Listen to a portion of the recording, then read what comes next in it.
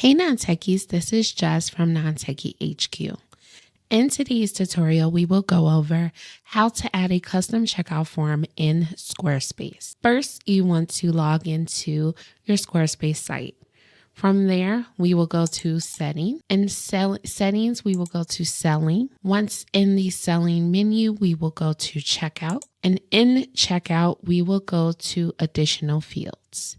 So you'll scroll down and here you'll see additional fields, and this will open up the additional fields section. For a custom form, you'll see here checkout page custom form.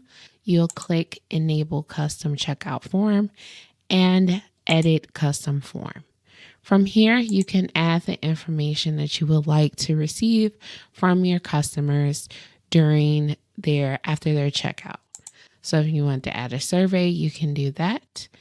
Once you update your checkout form, you'll click Save and Save. So that will add your custom checkout form to Squarespace.